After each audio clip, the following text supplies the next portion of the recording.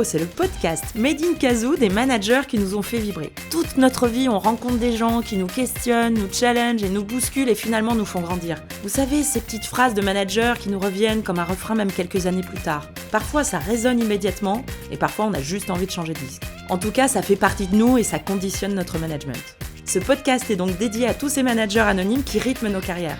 Une façon de les remercier et de passer le relais. Aujourd'hui, c'est avec gourmandise que je reçois une surprenante invitée qui va nous faire saliver. C'est dans une backerie en Australie qu'elle a sous tout premier coup de fouet son premier coup de foudre. Elle reste baba devant un opéra. Elle décide de tout plaquer. Fini les rêves de devenir prof de sport, elle troque les gants de boxe pour le tablier, les pâtisses, poches et autres spatules. Son ring, c'est décidé, ce sera la pâtisserie. Elle conserve son esprit de compétition et sera sacrée championne du monde des arts sucrés. Elle côtoie les plus grands au Lutetia, au Meurice, chez Ducasse, mais comme elle ne rentre décidément dans aucun moule, elle rêve d'une pâtisserie légère et sans culpabilité. Elle veut bousculer les codes du métier, les réinventer, les dépoussiérer. Son merveilleux, l'aventure humaine, les rencontres, l'entrepreneuriat, c'est le début de l'atelier Orae. Aujourd'hui, on va être étonnés, bousculés et inspirés. Bref, on va se régaler. Bonjour Johanna. Bonjour. Donc, qu'est-ce que tu as pensé de cette petite présentation ? Oh, j'adore. Je pense que j'écoutais attentivement tout ce que tu disais et je me suis dit, mais c'est hyper juste et c'est assez poétique comme tu le dis et c'est rythmé exactement comme je l'ai vécu. Donc, non, vraiment bravo. Je pense que c'est la meilleure une des meilleures présentations qu'on ait pu me faire. Bah écoute, je suis ravie. Ouais, alors, top. on est ensemble aujourd'hui pour parler management. Oui. Alors, je voulais que tu me parles de tes premières expériences en tant que manager. Oui. Comment ça s'est passé pour toi ? Bah moi, en fait, quand j'ai commencé à rentrer dans le monde de l'entreprise, finalement, je savais pas ce que c'était le management. Voilà, tu rentres dans une entreprise, t'as un poste, t'as une fiche de poste, tu viens pour un boulot, et puis après tu te rends compte que tiens, on travaille avec d'autres humains, et puis ces autres humains, en fait, ils ont tous des caractères différents, et puis en fait, tu te rends compte rapidement qu'il y a des jeux psychologiques qui se passent, des jeux de pouvoir, des jeux dans tous les sens, hein, des jalousies, plein de choses qui se passent dans une entreprise, et donc moi, j'ai commencé à me dire waouh, en fait, c'est pas si simple de travailler ensemble.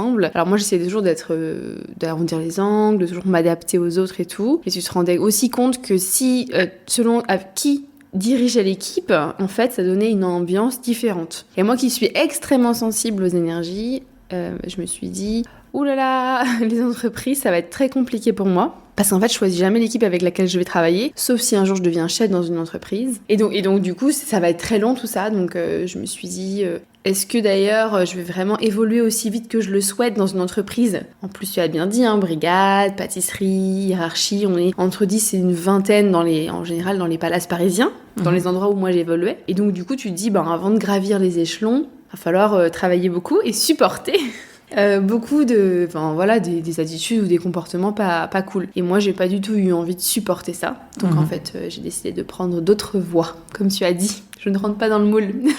C'est ça. Donc finalement, en fait, tes expériences managériales étaient pas top. Hein, elles étaient un peu dépassées pour toi. Oui, en tout cas dès que je suis rentrée dans le monde du travail où il y avait un enjeu d'évolution, tu vois pas quand tu fais des petits jobs d'été, tu te rends pas vraiment bien compte en fait de ça. Mais quand tu commences à vouloir rentrer dans une brigade, à te projeter dans des perspectives d'évolution, tu te dis ça va être compliqué. Ça va être compliqué parce qu'il faut gérer ces gens, parfois en dessous de toi ou au-dessus de toi, ils peuvent être odieux, ils ont des comportements changeants, un jour c'est blanc, un jour c'est noir, toi t'es toujours d'humeur égale, mais donc du coup voilà. Et moi qui suis extrêmement sensible, extrêmement aussi, je pense, exigeante. Je peux pas me satisfaire de manière générale, mais encore moins, vu que je suis très sensible, de mauvaises ondes. Donc du coup, ça m'a poussée à sortir des rangs, justement. Et du coup, c'est quoi les mauvaises ondes pour toi, concrètement, en fait ? Qu'est-ce qui te polluait ou qu'est-ce qui te manquait ? En fait, ce qui est difficile à vivre, c'est quand les gens avec qui tu travailles jouent des coudes pour de leur intérêt personnel, ils sont pas contents, ils râlent, etc. Ils s'en fichent un peu du déversoir négatif qu'ils envoient. Et toi, t'es là, alors que t'es là pour faire de la qualité. En plus, on est quand même dans des palaces parisiens. Donc, il y a une intention de toujours être dans l'excellence pour le client. Donc, t'as déjà beaucoup de paramètres à prendre en compte. Il y a beaucoup d'enjeux, beaucoup de pression. Et en plus, si tu dois taper, tu vois des collègues qui sont soit des mecs qui sont hyper violents parce que voilà, ils veulent la rigueur, mais ils sont pas du tout pédagogues, ou bien l'autre qui arrive, qui râle, qui est pas bien dans sa peau, qui est pas aligné, parce que du coup, forcément, tout ça, c'est un beau méli-mélo négatif, parce que quand t'as ton chef qui te met beaucoup de pression, du coup, les personnes, quand elles rentrent chez elles sont pas très bien, après, elles peuvent se disputer. Enfin bref, après, c'est le cercle vicieux, tu vois, c'est l'engrenage négatif. Donc, si tu veux, si on t'a pas un bon esprit d'équipe et initié depuis le haut, en fait, tu peux pas entretenir une bonne énergie au quotidien. Toi, en fait, t'es une marionnette au milieu de tout ça, qui essaie de s'échapper, s'extirper, s'adapter à ce vaste boogie-boulga et émotionnel. Finalement, il te manquait... t'avais tout pour être heureuse, entre guillemets, dans ton métier, dans ta passion, mais il te manquait l'ingrédient, la petite cerise sur le gâteau, c'est l'humain, en fait. Ouais, l'humain épanoui, l'humain qui est là pour évoluer et dont finalement le manager a compris qu'il était là pour faire grandir ses équipes. Et puis bon voilà, on n'assiste pas du tout à ça. On assiste plutôt à il faut produire de la qualité à l'instant T pour le client, mais il n'y a pas de perspective long terme. C'est très court-termiste. Donc du coup, les équipes, en fait, elles donnent tout ce qu'elles ont pour le CV, pour l'expérience. Et puis une fois qu'elles n'ont plus de jus, en fait, elles s'en vont. Donc, toi, moi, j'ai pas du tout, dans ma perspective d'évolution, eu envie de vivre ça et envie de faire vivre ça. Donc tu vois, c'est beaucoup, je ternis un tableau assez noir, même si j'ai rencontré des belles personnes, mais en réalité, j'ai un avis, oui, assez tranché sur la question, et du coup, pour moi, il y avait rien qui correspondait. Aucun, même à l'école du CAS, au début c'était super, mais après, tu vois, il y avait de nouveau des jeux de pouvoir, des femmes aussi, tu sais, qui peuvent être jalouses, etc. Et donc toi tu le ressens, elles peuvent toujours te dire pas du tout, etc.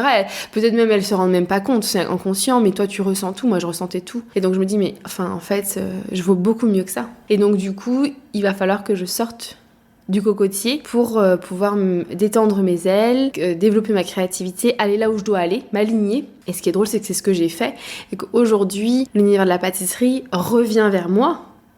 Parce que tu vois, j'appartiens pas à un palace, j'ai rien fait de conventionnel, et aujourd'hui je me retrouve quand même dans plein d'organisations, dans plein de confidences de pâtissiers, voilà, sur tous les concours et sur tous les salons. Donc finalement je suis vraiment au cœur du game, je le connais très très bien, tu vois, ce cocotier, mais il a fallu en sortir pour prendre de l'aisance et de la confiance.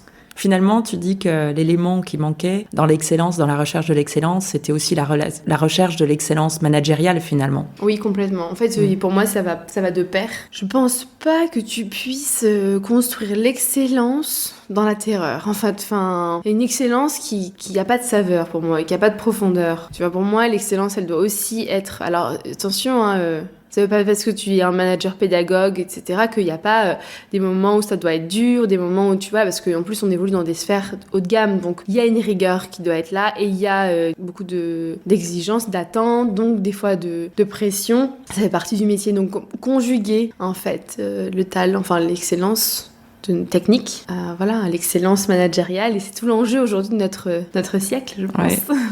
Oui, il y a un vrai enjeu de mêler tout ça. Et justement, toi, alors, aujourd'hui, tu es manager à l'atelier Orae. Tu manages. Donc, justement, comment tu fais pour, être pédagogue, ne pas être d'humeur changeante, motiver, faire grandir tes équipes, tout ce qui te porte à cœur et tu n'as pas trouvé, finalement, dans tes premières expériences. Comment tu fais pour le transmettre à tes équipes ? En fait, déjà, je pense que quand j'ai commencé à recruter, je commençais à pleinement m'aligner avec qui j'étais. Donc je pense que parallèlement à un bon manager, il faut déjà soi-même se développer. Tu sais, c'est comme un psy qui veut aider les autres. Je pense que s'il a pas fait son analyse, personnelle et son cheminement, c'est un peu compliqué d'aller aider les autres quand toi t'as pas fait le travail. Donc je pense que ça m'a beaucoup aidé et d'être en confiance, alignée avec mon pourquoi dans les mains et dans la tête, avec une vision claire de là où je voulais aller. Et donc quand j'ai commencé à recruter, je me suis tout de suite fait coacher parce que je la connaissais et je savais que là, il y avait un enjeu. Parce que je comprenais, pour l'avoir vécu, qu'on pouvait détruire des personnes en faisant mal les choses.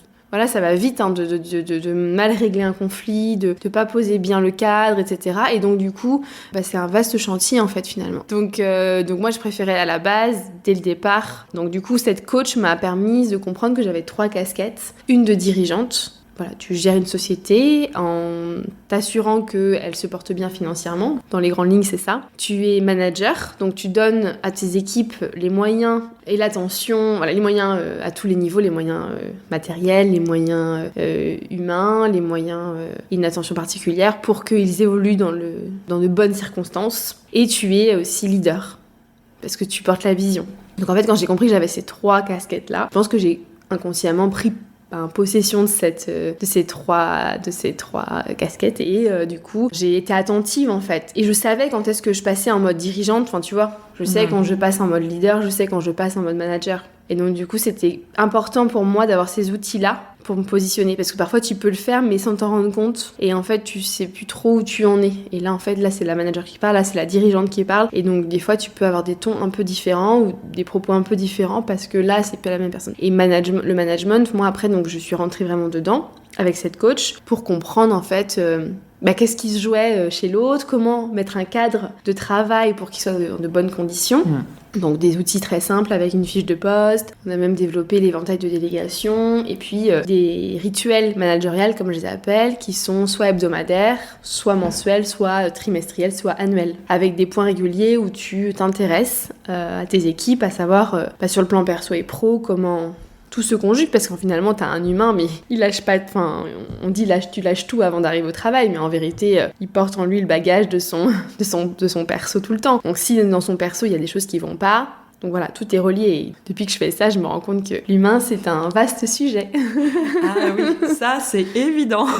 D'autant plus quand tu laisses la porte à l'ouverture, la communication, donc toi tout le monde se sent en confiance. Moi l'objectif c'est vraiment de faire élever les gens. Quand on vient travailler avec moi, on repart pas indemne entre guillemets, dans le sens où je t'amène à te questionner sur toi. Quand tu travailles avec moi, parce que j'aime le côté très responsable par exemple, je rends les gens très responsables donc je délègue beaucoup, parce que je les ramène à leur rôle, tu vois, d'adulte, de professionnel. Parce que j'ai trop vu en entreprise des comportements de bac à sable. Et donc moi, ça, c'est pas possible. Je travaille avec des humains, des adultes. On est là pour un projet commun. Et ça, c'est un très fort dans mon management. C'est que on peut tout faire pour tout se dire.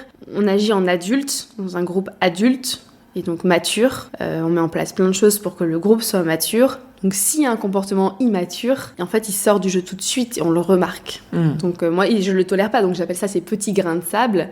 Et donc je fais un focus tout de suite en me disant oulala, jumelle, focus direct sur ce petit grain de sable, pourquoi il est là, qu'est-ce qui s'est passé et vite redonner entre guillemets la charge, la responsabilité à chacun. Parce que ça va vite de dire c'est la faute de ci, ou j'ai pas compris, etc. Et moi, en fait, je supporte pas cette attitude-là. Donc, alors moi, si j'ai aussi ma part de responsabilité, j'ai aucun problème à l'assumer. Mais par contre, avant, j'aurais pu même carrément me dire je suis désolée, c'est ma faute, etc. Parce que t'as pas assez confiance en toi, donc tu penses que c'est toi. Et t'as des gens, c'est l'inverse, c'est toujours la faute de l'autre. Et puis après, peut-être, oui, c'est moi. Moi, c'était l'inverse. Et par contre, maintenant, aujourd'hui, j'arrive complètement à dire attends, là, il y a un souci, et je pense que ta responsabilité, elle est là.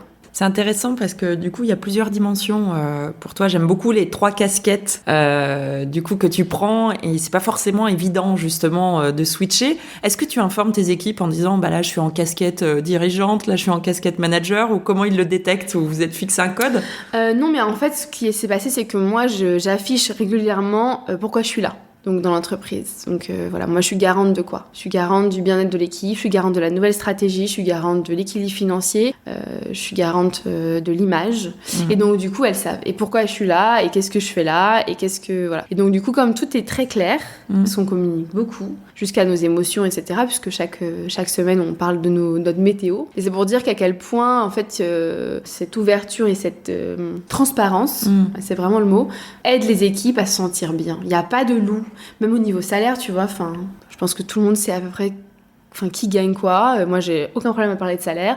Quand j'ai des réunions, des fois des rendez-vous comptables, etc. Alors, je suis pas bête, s'il y a des choses vraiment qui nécessitent une intimité, je vais la prendre, mais j'ai aucun problème à avoir des discussions avec mes conseillers, etc. Parce qu'on est là pour travailler ensemble et il n'y a pas de attends, je te rappelle, qu'est-ce qu'elle manigance? Ça va vite pour un employé de penser que mais attends, on fait entrer de l'argent, mais cet argent va où, etc. Donc moi, j'ai beaucoup de transparence et ça, je pense, ça enlève pas mal de questionnements quand t'as des petites frustrations, tu vois, et que du coup, t'arrives pas à les exprimer, parce que c'est ça le problème aussi de la communication, c'est quand on n'arrive pas à dire les choses. Et donc du coup, le fait que moi je dise les choses, ça annonce, tu vois, pas mal la couleur, et donc on est sur une transparence linéaire. Et moi, je refuse catégoriquement de travailler avec des enfants quand je travaille avec des adultes. Donc j'écarte vraiment tous les comportements immatures de mon organisation. Et quand il y en a qui arrivent comme ça, justement, comment tu recadres ça? Comment tu repositionnes en position adulte? Ça peut prendre plein de formes. Alors comme je suis très sensible, je capte, je me rends compte si c'est le bon moment ou pas le bon moment de le faire. Mais ce qui est sûr, c'est que ça ne tarde pas. C'est-à-dire que je vais prendre la mesure de ce qui s'est passé. Je vais aussi consulter un peu les équipes, prendre un peu la température pour pas réagir à chaud, parce que je suis quand même une émotionnelle, donc je vais avoir tendance à réagir intérieurement vite, mais après je prends du recul et après quand mon avis est fait et que j'ai un avis très clair sur la question, je convoque la personne, enfin je lui dis tiens ça serait bien je pourrais parler 2 minutes, ou tiens j'ai un truc, faudrait que je te voie, ou tiens voilà on prend une minute là mais j'ai quelque chose à te... Alors ça c'est vraiment dans les cas où il y a quelque chose qui me déplaît, tu vois, vraiment, ou qui m'a pas plu, ou qui m'a interrogée, etc. Et voilà, mais aussi tu sens quand c'est le bon moment, ça c'est important. Le tempo, ouais. Et je pense que c'est tout l'art de la communication, en fait, c'est d'être attentif à l'énergie de l'autre et à ce qu'il renvoie. Et donc ça, c'est important. Souvent, les gens ne font pas attention à ça. D'ailleurs, tu le vois. Ceux qui n'arrivent pas à bien communiquer, qui ont des problèmes de communication, c'est des gens qui ne font pas attention à l'énergie de l'autre. Ils partent d'eux, en fait. Moi, je pars jamais de moi, parce que moi, je sais que de toute façon, je vais réagir vite. Donc, je pars de l'autre, comment il est, etc. Et après, quand je vais lui parler, je vais adapter. Tu vois, par exemple, je peux dire à mon mari, je vais lui dire... Oh, mais c'est pas possible, non mais attends, mais t'imagines, enfin, tu vois, à chaud comme ça, je vais être énervée, ou je vais vraiment... je vois bien. Tu vois, et puis, voilà. Mais quand je vais être avec la personne, je vais jamais dire ça. Je vais être hyper posée, mais j'ai juste besoin d'évacuer un petit peu. Il est là, il est pas là. Bon, je vais pas le faire si il est pas là, mais c'est vrai que s'il est là, tiens, je vais lui dire. Et puis après, de toute façon, je sais que je vais me calmer tout de suite parce que je vais m'adapter à l'énergie de l'autre. Alors, je vais toujours tout dire, mais je vais juste m'adapter, adapter mon discours. Voilà, c'est ça. En tout cas, j'aime beaucoup parce que tu parles d'alignement. J'aime aussi l'énergie que tu renvoies. Moi aussi, je suis assez sensible à tout ça, donc je suis assez sensible aussi à ça. J'aime beaucoup aussi le conseil que tu donnes d'être soi-même, en fait. Finalement, il faut pas tricher quand on est manager ou essayer de devenir comme celui qu'on a été managé, enfin dans la manière dont on a été managé ou etc. Être aligné. J'aime beaucoup aussi le conseil que tu nous donnes sur et l'approche que tu as eue de te faire coacher justement sur ce premier acte managérial qui est le recrutement, et que parfois on néglige un peu, ou alors on pense que le management ça commence après, une fois que la personne est recrutée, alors qu'en fait il y a beaucoup de choses qui se jouent aussi à ce moment-là. Et je trouve ça du coup très mature pour le coup d'avoir pris la mesure en fait de cet acte, de ce premier acte managérial. Donc bravo pour ça, c'est super chouette. Et j'aime beaucoup aussi cette notion de proactivité, de rendre les gens responsables de leur avenir, de leur évolution finalement, d'être maître à bord, de les responsabiliser. Complètement. C'est chouette. Voilà. Et je pense que c'est le propre d'un management horizontal, c'est que on est tous des êtres humains à égale valeur, et on fait juste des choses parfois différentes dans l'entreprise. Et du coup, voilà, parfois les salaires peuvent évoluer en fonction aussi de ce que tu vas offrir et apporter. Mais ce qui est important, c'est qu'on soit tous sur un pied d'égalité sur un certain nombre de points. Et notamment, du coup, voilà, t'as ta fiche de poste. Donc, toi, autant que Inès, autant que Bénédicte, enfin voilà, je nomme les filles de mes équipes, mais voilà, vous êtes dans l'entreprise, vous avez peut-être des salaires différents, peut-être des postes différents, mais vous avez toutes une fiche de poste et vous avez toutes une responsabilité envers cette fiche de poste-là. Tout comme vous avez une responsabilité envers tout à chacun, l'autre en face de toi, de communiquer, de bien dire les choses, etc. Et donc, tu vois, sur plein d'aspects, je les ramène à voilà, on est toutes égales à ce niveau-là. Et donc, du coup, il n'y en a pas une qui peut se permettre de crier sur l'autre. Moi, si j'ai quelque chose à dire, je le dis, mais toujours d'un bon ton. Et s'il y a quelque chose qui vraiment m'énerve, m'agace, je vais le dire. Mais je pense que de la même façon, si il y a quelque chose qui les agace, elles vont aussi le faire, tu vois. Oui. Et donc, du coup, tu accueilles ça. J'accueille complètement. Et si je pense que c'est justifié, moi, je vais être dans l'échange et je vais dire complètement, t'as raison. Et puis, l'intérêt aussi, c'est de dire, c'est pas d'attendre aussi d'en avoir marre, c'est de dire, ok, j'entends ta plainte, mais du coup, avant d'arriver en mode plainte, pourquoi les choses ne sont pas été dites avant. Et puis dans un premier temps, ok, tout le monde fait des erreurs, donc c'est ok. Enfin, pas la peine de se mettre dans cet état-là, tu vois, pour ça. Mais on va faire attention, on va réagir tout de suite, parce que je suis très active, très proactive, ou très... je réagis vite, en tout cas. Je laisse pas faire. Donc, dès qu'il y a quelque chose, boum, je réajuste. Donc, il n'y a pas la place à des frustrations, parce que, du coup, je laisse pas ça, en fait. Et ça peut, justement, frustrer dans le sens où quand t'es habitué d'être dans une entreprise frustrante, où t'es habitué à toujours un peu rallouer, parce qu'il y a toujours... On aime bien accuser les tu vois. Et en France, c'est très fort, ça. Accuser les organisations, accuser le boss, accuser le N+1, accuser son voisin, etc.